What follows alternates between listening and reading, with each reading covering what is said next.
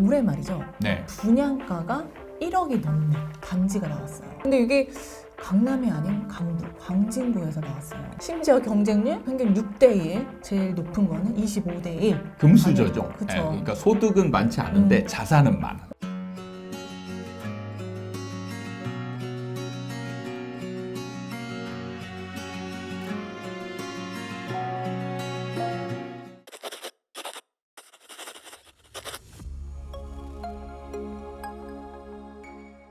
반갑습니다. 아파트 사이클 연구소 소장 이현철입니다. 백자입니다. 반갑습니다. 네. 소장님, 올해 말이죠. 네. 분양가가 1억이 넘는 단지가 나왔어요. 네. 이게 30평대로 생각하면요. 33억이 네. 되는 거죠. 근데 이게 강남이 아닌 강북, 광진구에서 나왔어요. 네. 네. 이게 그래서 정말 이 분양가를 딱 발표한 후에 네. 정말 많은 사람들이 분양가 1억 원 진짜 넘사벽이다. 이게 이런 얘기가 정말 많이 많았거든요. 네, 네. 근데 얼마 전에 이 청약 1순위 마감을 했는데요. 네. 결과 또한 놀라운 거죠. 네.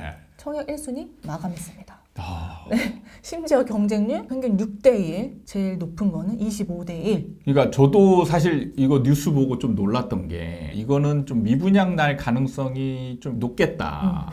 이렇게 생각을 했는데 일단 1순위 청약은 마감이 됐고 그리고 경쟁률도 좀 있었단 말이에요. 네. 예, 뭐 많은 건 아니지만 그거 보고 일단 야 진짜 돈 많은 사람들은 많구나. 근데 이걸 보면요. 그렇게 네. 단지가 크진 않아요. 128가구인데 이제 거의 600명이 넘는 사람이 지금 신청을 한 거죠. 네. 근데 이게 들어보면 이 단지 안에도요. 특별 공급이 있었어요. 네. 근데 이 특별 공급에 무려 90명이 몰려들었다. 네. 신혼부부 그리고 생애 최초. 그래서 90명 정도가 몰려들었는데 네. 이 부분에 대해서도 사람들이 많은 얘기를 하는 게 이 특별 공급이라는 게 이 처음 이 취지가 좀 도움이 필요한 사회 계층을 위해서 이 집 마련을 할 수 있도록 나온 거잖아요. 네. 근데 이 특별 공급을 한 그 액수를 보면 32억, 네. 33억인 거죠. 그러니까 이걸 살 수 있는 사람들에게도 특별 공급을 해줘야 되나? 요거는 좀 어긋나지 않나? 이런 얘기도 많았던 것 같아요. 그렇죠. 그런 부분에 있어서는 좀 국가 정부 차원에서 좀 고민을 해볼 필요가 있지 않나 이런 생각이 드는데 우리가 이제 흔히 특공이라고 생각하면 뭔가 일종의 사회적 약자나 아니면 좀 세상에 좀 이제 적응할 수 있게 네. 좀 도와주는 측면이 강한 그래서 특별이잖아요. 특별. 그러니까 경쟁을 조금 덜 갖추면서 니들만의 이 그 구간을 만들어 줄게 이거잖아요. 네. 그러면은 좀 이런 부분에 있어서는 좀 신경을 써야 되지 않나 이런 생각이 드는데 참 이런 평당 1억이 넘는 고가 아파트 같은 네. 경우는 어떻게 보면 서민들은 사실 뭐 가고 싶긴 하죠. 저도 살고 싶긴 합니다. 한강 근데 조명. 네. 이런 데를 누구나 쳐다보고 살 수 있는 건 아니잖아요. 네. 그랬을 때는 이런 거는 조금 신경을 써야 되지 않나 이런 생각이 듭니다. 그리고 좀 생각해 보면요, 특별 공급 조건을 보면 소득 요건도 있고요, 자산 요건도 있잖아요. 네. 그런 사람들을 이제 걸러서 지금 되는 건데 이게 33억 정도 전후의 액수인데 소득이랑 자산 요건도 된 사람들은 고로 이런 사람들은 정말 금수저에. 금수저죠. 그쵸. 그러니까 소득은 많지 않은데 자산은 많아. 근데 조금 뭐랄까 나중에 지켜봐야 될 부분인데 네. 이 사람들이 만약에 이제 당첨되고 계약하고 네. 끝까지 가져갈까? 정말요? 예. 오. 이런 생각도 들긴 해요. 근데 보면 경쟁률이 네. 낮진 않잖아요. 그래서 사람들이 이거를 포기를 할까? 약간 이런 생각이. 포기하는 게 아니고 네. 전매. 아. 전매. 그러니까 이게 전매 계획하는 사람은 실제로 자기 돈이 한 10%만 있으면 되잖아요. 그럼 이걸 신청한 사람들은 소장님은 어떻게 보시는 거예요? 이게 뭐. 아니, 그건 자세히 모르죠. 이렇게 있는 상황들은 일반적인 상황은 일반 사람들 같은 경우는 어느 정도 예상이 되는데 일종의 이제 특별한 구역에 있는 사람들. 그러니까 자산이 많은 사람들이 어떤 생각하고 어떻게 하는지 정확히 알 수는 없죠. 네. 그런데 이제 과거에 일어났던 상황이나 이런 걸로 이제 빗대어 보면 많은 사람들이 실제로 돈이 많아서 내가 이 집을 가지고 가야 되겠다 이렇게 해가지고 자금 계획을 쫙 세워서 가는 사람들이 네. 많지 않다라는 거예요. 근데 이 단지를 보면은 좀 생각을 많이 해보게끔 하는 게요, 소장님. 이게 강남권이 아니잖아요. 네. 반포, 개포 이런 데서 평당 1억이라고 하면 그럴 수 있겠다라는 생각은 좀 납득이 될 것 같거든요. 네. 근데 이게 광진구라는 거죠. 뭐 네. 한남이라던가 용산 이런 데가 아니라 네, 이거 광진구이고 아무리 하이엔드고 네. 한강을 조망할 수 있다지만 이게 1억이 어찌됐든 사람들이 납득을 했으니까 신청을 한 거잖아요. 네. 그럼 이 한강변은 이제 그 1억 시대가 시작이 된 건가? 약간 사람들이 좀 그렇게 생각할 수도 있을 것 같아요. 이 부분은 조금 특수한 경우가 아닌가 생각이 들어요. 사실 그 광진구가 이렇게 고급 주택가는 아니거든요. 조금 이렇게 올라가면 언덕이잖아요. 네. 워커힐 호텔이 있고 이렇게 그 구간인 것 같은데 어떻게 보면 좀 뜬금없는 느낌이 없지 않아 있고요. 아까 말씀하신 대로 한남동이다. 제가 한남동에도 있었잖아요.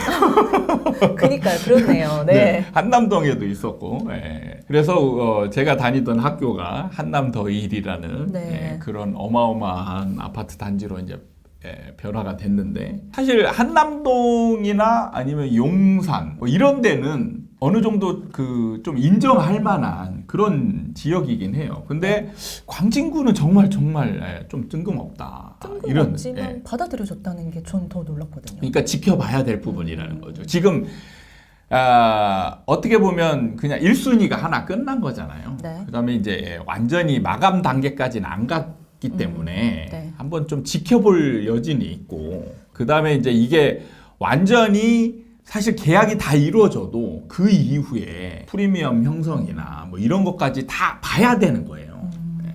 그러니까 1순위 청약이 마감됐다 해서 끝나는 게 아니라 이게 진짜 많은 사람들이 다 계약을 했고 입주를 하고 나서도 어떻게 뭐 프리미엄이라던가 그런 가격 형성되는 걸 좀 그렇죠. 된다. 흐름을 봐야 이게 이제 진짜 이 아파트가 앞으로 어떻게 말씀하신 것처럼 진짜 프리미엄 아파트로 광진구에 독보적으로 딱 세워져서 사람들한테 저 아파트는 엄청난 프리미엄의 아파트다. 이렇게 이제 고급 아파트다. 이렇게 인식이 될지 아니면 과거에 있었던 사례처럼 오히려 이제 미분양 나고 프리미엄이 이제 쭉쭉 빠지면서 마이너스 피 형성되고 이렇게 될 수 있는 부분도 없지 않아 있거든요.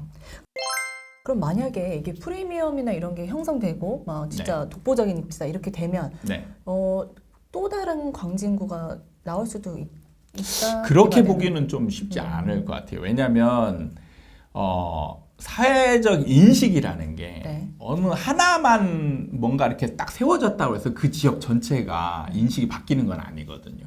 아직까지 광진구는 사실 어떻게 보면 누구나 인정할 만한 그런 구라고 보기는 좀 어려운 데죠. 그러니까 우리가 누구나 뭐 인정할 만한 데다. 그러면 강남구, 서초구, 그리고 이제 강북 쪽으로 본다라면 용산구 정도.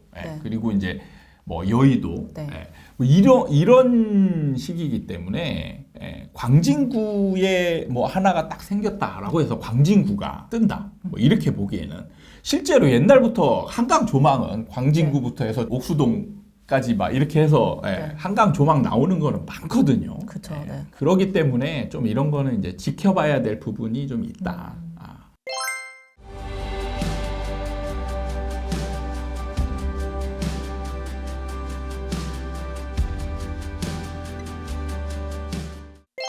이 단지가요, 소장님, 이 분양권 상한제가 들어가지 않는 단지잖아요. 그래서 지금 1억이 넘는 이 분양가가 된 것 같은데 이 건설사들이 봤을 때는 이게 성공을 했다라고 생각할 수도 있는 거잖아요. 1순위에서 또 청약 마감이 되었으니까. 그러면 다른 이런 한강 조망이 되는 이런 지역들도 생겨나는 게 많아질지. 그럴 수도 있죠. 그럴 수도 있는데 이제는 제가 볼 때 만약에 이런 가격대면은 좀 지금은 이제 상징성? 그러니까 1억이 넘는 그러니까 고급 아파트로 인정될 만한 이런 것들이 하나 생긴 거잖아요. 그럼으로 인해서 이제 사람들이 관심을 좀 집중시킬 수 있는데 만약에 한강변에 좀 여러 개가 이런 게 막 생긴다. 그럼 저는 다 미분양 날 거라고. 이 단지로 인해서 많은 청년들이 또 느끼는 감정 중에 하나가 박탈감도 있을 것 같아요. 이렇게 돈 많은 사람들이 이렇게 많았나? 약간 이런 생각도 들 것 같고 참 씁쓸하지 댓글도 많이 보이더라고요. 자본주의에서는 사실 어쩔 수 없는 부분이죠. 네. 열심히 노력해서 돈 네. 벌어야 되고 뭐 그것도 아니면 이제 좋은 부모님 만나야 되는 게 어떻게 보면 그게 이제 자기의 타고난 복이라고 볼 수 있는데 만약에 부모님이 우리는 그런 부모님이 아니다. 그러면은 세상을 한탄할 게 아니고 지금 이 영상을 보고 있는 거는 사실 그걸로 가기 위해서 지금 노력하고 있는 거잖아요. 그렇게 하시면 되는 거죠. 만들면 되는 거예요. 맞아요. 내가 만들면 되는 거니까. 네. 오늘은 이 광부권에서 분양가 1억 원 이상인 반지가 나왔고 이 1순위 청약 마감이 되었다. 근데 이 마감이 되었다가 중요한 게 아니라 포커스를 이게 계약이 다 될지 프리미엄이 형성이 될지 좀 추후를 좀 지켜봐야 된다. 그렇죠. 그 과거에도 보면 1순위 청약 다 된 것들이 갑자기 막 네. 미계약분이 막 쏟아지고 그리고 이제 그런 것들이 또 안 팔리기도 하고 그러니까 지금은 이제 시장이 하락으로 돌아서려고 하는 그 단계잖아요. 네. 그 단계이기 때문에 조금 지나서 시간이 지나서 보면 시장의 흐름에 따라서 아파트의 상황도 바뀐다. 그래서 이런 게 이제 좀 눈여겨봐야 될 게 앞으로 이제 서울시장은 하락 움직임이 이제 지속될 걸로 보이는데 그 과정에서 그 시장을 이겨내는 아파트인지 아니면 그 시장의 움직임에 따라서 같이 동조하는 모습을 보일지 그렇게 된다면 이제 이런 것들은 가격이 너무 이제 터무니없는 가격으로 인지되면서 미분양이 나고 마이너스 프리미엄이 붙을 수도 있거든요. 네. 갑자기 떠올랐는데 이 책에서 나왔던 문구 중에 겨울인데 어디가 따뜻하냐 이런 질문을 하는 게 아닌가 약간 이런 게 딱 떠올랐네요. 네, 네. 알겠습니다. 네. 이렇게 마무리하도록 하죠. 네. 네. 오늘도 저희 아파트 사이클 연구소 채널을 사랑해주신 여러분께 감사드리고 다음에 도움이 되는 영상을 가지고 또 찾아뵙도록 하겠습니다. 감사합니다.